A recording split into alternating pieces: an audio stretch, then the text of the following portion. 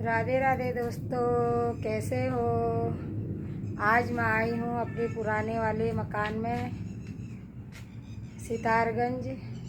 नया मकान तो हमारा मरिया चौराही मार्केट में है और पुराना वाला थोड़ा किच्छा रोड पे 2 किलोमीटर सितारगंज से किच्छा रोड पे है। सड़क हाईवे पे ही है, सड़क पे ही है हमारा मकान। और यहाँ रहते हैं किराएदार, वो गए हैं घर, स्कूल की छुट्टी पड़ी है, इसकी वजह से यहाँ हो रहा है गंदा और सफाई करनी है। ये देखो कितना घास हो रहा है। और आज हम दोनों आए हैं यहाँ सफाई करने। आप देखो कितनी सफाई होती है, फिर दिखाऊंगी आपको। ये है पेड़ पौधे हमारे, एक मिर्ची का पेड़ भी हो रहा है। और यहाँ बाढ़ डाला था लेकिन कुत्ता ने सब बाढ़ तोड़ दिया। ये पराल भी था, पहले गाय थी हमारे इधर, अब तो गाय ही बेच दी हमने। और ये देखो नींबू भी लगे हैं, ये 2 दाने नींबू लगे हैं इसमें। नींबू का पेड़ भी है, आंवले का पेड़ है ये देखो आंवला भी लगा है। और नींबू का कितना बड़ा पेड़ है देखो। यहाँ गोबर है, ये पहले गौ माता थी हमारी। ये देखो नींबू कितने अच्छे नींबू लगे हैं, देखो ये। यहाँ कोई रहता नहीं है, इसकी वजह से नींबू हो नहीं पा रहे हैं। इसको पानी डालना पड़ेगा, बाढ़ डालना पड़ेगा, तब जाके ये होगा। ये है हमारे आंवला का पेड़। और ये है बैगन। बैगन भी बहुत हो रहे हैं लेकिन कीड़े लगे हैं। और ये फूल का पेड़।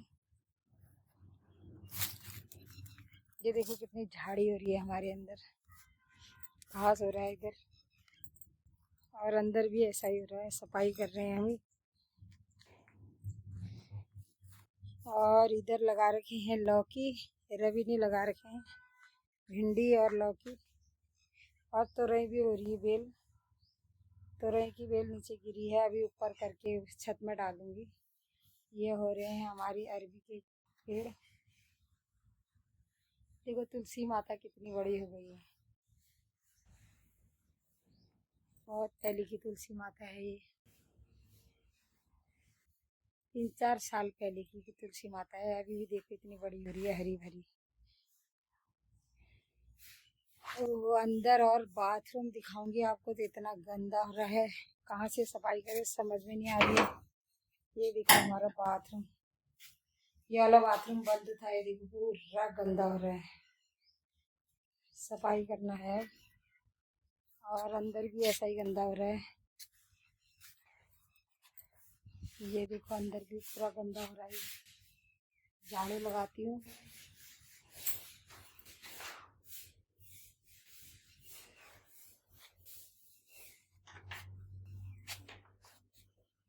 यहाँ रहती थी हमारी गाय। और ये हमारा गौशाला, गौशाले में भी गंदा ही हो रहा है, अभी सफाई करनी पड़ेगी क्योंकि मैं यहाँ रह नहीं पाई। भारतीय स्कूल है, रवि का काम चलता है, तो कौन कौन बनाएगा, अब मैं बनाऊंगी।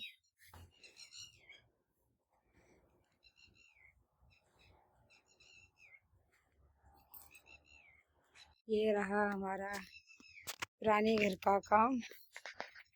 और शाम को 3 बजे से है कथा, फिर मैं जाऊंगी कथा में, श्रीमद् भागवत कथा सितारगंज बमनपुरी में, फिर आपको दिखाऊंगी। ओके, राधे राधे। ये उसका पति है, मतलब लक्ष्मी जी के पति कौन? साक्षात नारायण। तो जब आपने अपनी घर की लक्ष्मी उन्हें दी, नारायण को घर में बुला लिया, तो नारायण भी आकर आपका पैर छूए? नहीं ना। आप उनका स्वागत सत्कार करिए, क्योंकि आपके घर की लक्ष्मी को संभाल उन्होंने ही रखा है। और दूसरा सबसे बड़ा कारण कि भगवान भोले बाबा स्वयंभू हैं, अपने आप उत्पन्न हुए। और स्वयंभू होने के नाते उनको राजा दक्ष को प्रणाम नहीं करना, क्योंकि वो श्रेष्ठ स्वयंभू हैं। पर राजा दक्ष को अपने अभिमान में, अपने अहंकार में, अपने गर्व में ये बात समझ में नहीं आई। उन्होंने कहा कि अगर इसने मुझे प्रणाम नहीं किया तो इसकी सजा ये है कि आगे से जितने भी ये कर्म होंगे उसमें इसका भाग इसको नहीं दिया जाएगा। जैसे हमारे घर में कोई फंक्शन होगा और ये दामाद हमारे घर नहीं आएगा, आपकी भाषा में समझा जाए तो राजा ने भी, दक्ष ने ऐसा ही कहा कि आज से भोले बाबा को उनका हिस्सा नहीं दिया जाएगा। भोले बाबा क्योंकि हमारे भोले बाबा हैं, उनका नाम महादेव है, बाकी सब तो देव हैं, ये महादेव हैं। क्योंकि जो जो चीजें सब ठुकराते हैं ये वही वही चीजें ले लेते हैं। जैसे विष किसी देवता ने नहीं लिया, किसने लिया? हमारे भोले बाबा ने। तो बाकी सब देव रह गए, ये महादेव हो गए। बाकी सबको प्रसाद चढ़ेगा, किसी को लड्डू अच्छा लगता है, किसी को खीर अच्छी लगती है ना, सबके अलग अलग भोग हैं। हमारे भोले बाबा का एक धतूरा चढ़ा दो, खुश।